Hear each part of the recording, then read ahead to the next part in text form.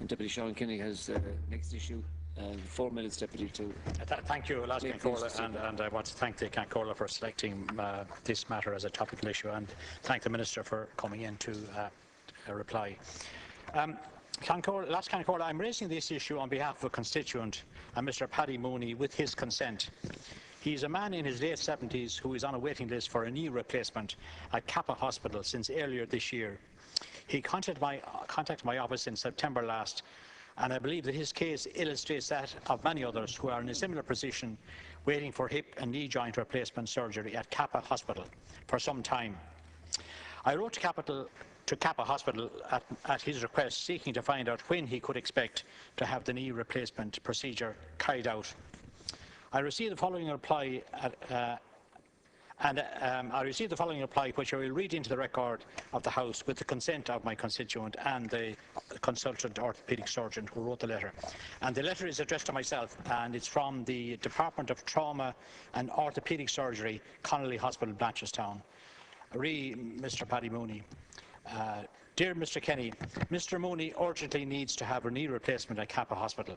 Unfortunately, due to government policy, the financial situation at Cappagh Hospital Cappagh Orthopaedic Hospital is dire.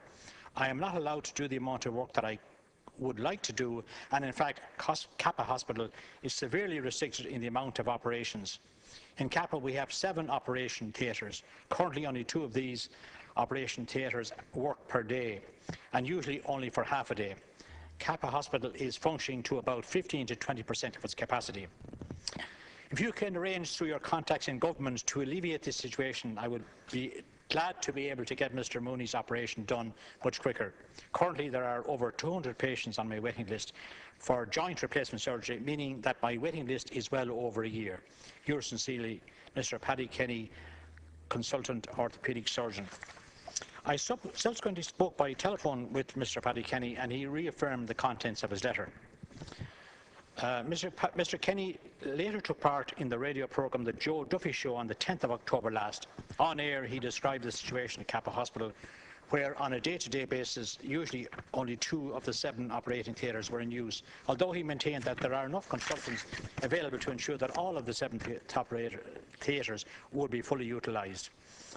And he went on to say that there were 24 orthopaedic surgeons available in the hospital. He asserted that there was not sufficient nursing staff available to operate all 7 theatres on a daily basis, and this was down to a lack of finance. He added that hip and knee implants cost on average between €1,800 and €2,000 per implant. Mr. Paddy Kenny further stated that he personally could carry out 4 to 5 implant procedures per day if he had the resources to do so. He added that he had 198 patients on his waiting list and that the waiting time was now 15 months. A number of listeners phoned into the programme on that day to describe their similar situation and the level of pain that they were enduring while waiting for a hip or knee operation. I have some personal experience in the matter. I had to undergo a knee replacement some years ago, so I can empathise with anybody in their position. I was lucky enough, Last Cappagh, to have health insurance, and I was able to have the procedure carried out in a couple of months. I can only imagine what pain a person could endure if they're waiting for 15 months. I understand, Last Cappagh, that the HSE service plan for 2015 was launched today, and I would be glad to know if the Minister can say if the situation at Cappagh Hospital can be addressed in 2015. Minister, 4 minutes to reply. Yeah, long ago when I was in clinical practice, I used to take great pleasure writing letters like that to politicians, including to one Bertie Hearn. I'm glad to see the practice hasn't discontinued. I want to thank the Deputy for raising this issue and for giving me an opportunity to outline to the House the current position on this matter. Cappagh National Orthopaedic Hospital is a major elective orthopaedic facility providing a national secondary and tertiary referral service for orthopaedic care for adults and children, including the National Bone Tumour Surgical Service. There's been a significant increase, 40% in the number of referrals to Cappagh this year. The level of increase has not been observed in other sites, and the factors for that increase in referrals is being investigated. I had the opportunity to meet with representatives of Cappagh Hospital yesterday, including the CEO, the Chairman, the Medical Secretary and the Medical Director, and to hear from them first-hand about the challenges being faced by the hospital this year. The cumulative effect of reduced orthopaedic revenue allocation, The cessation of NTPF funding and the reduction in private insurance income in 2014 has limited surgical capability. Cappagh Hospital has a total of 7 operating theatres. However, while there is sufficient consultant staff available to provide services to meet demand requirements, not all theatres have been in use in 2014. It's been between 2 and 4, as the Deputy said. This is a factor both of the need to manage activity levels within the financial capability and also the availability of suitably qualified nursing staff for the theatre. In terms of access, urgent patients continue to be prioritised, and Cappagh Hospital has advised that due to strict chronological booking policies, all patients attending the hospital are being offered dates for surgery based on their waiting time to surgery with due regard to clinical categorisation. The HSE has been in active engagement with Cappagh this year regarding their finances and to examine and agree options for optimising the available theatre resources and to ensure patients have timely access. The HSE recently facilitated €800,000 in additional funding to enable Cappagh to treat 102 patients from the waiting list in Cavan. This will also facilitate treatment for some additional Cappagh patients. Funding has been provided this year for 43 active rehabilitation beds in the hospital, and I understand this initiative has worked very well. I've also been advised that while challenges remain in relation to inpatient access targets, day case and outpatient activity levels will be achieved this year. The targets for day case and outpatient will be achieved this year. For 2015, I understand the HSE will continue to engage with the hospital regarding their budget to explore mechanisms to ensure optimal use of resources, including theatre capacity, at the hospital within the overall resources available to the acute sector.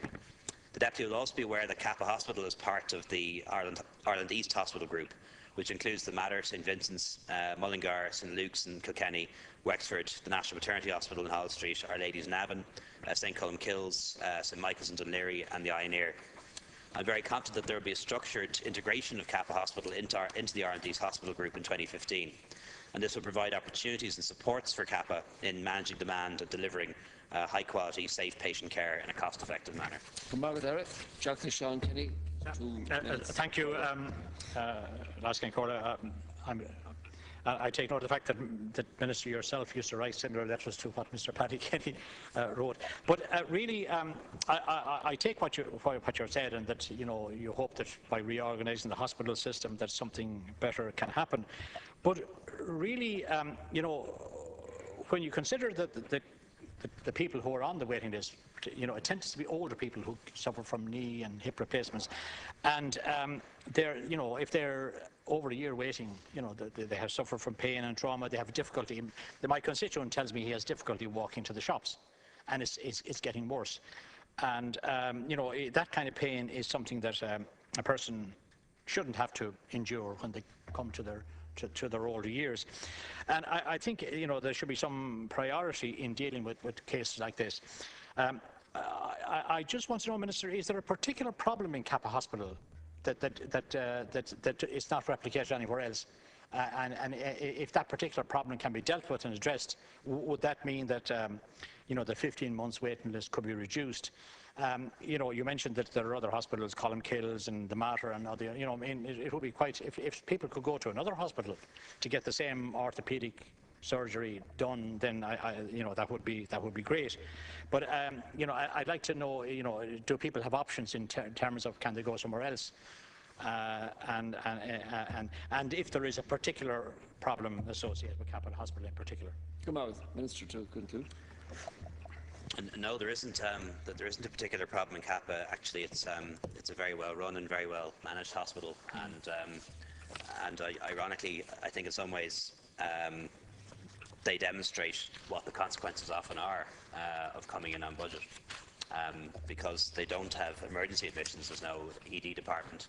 They can plan their activity precisely every year, and they've done so, and they've come in on budget. They've almost no agency staff, but the consequence of that is they've had to cut back activity very considerably, and that's the cause of the problem, really.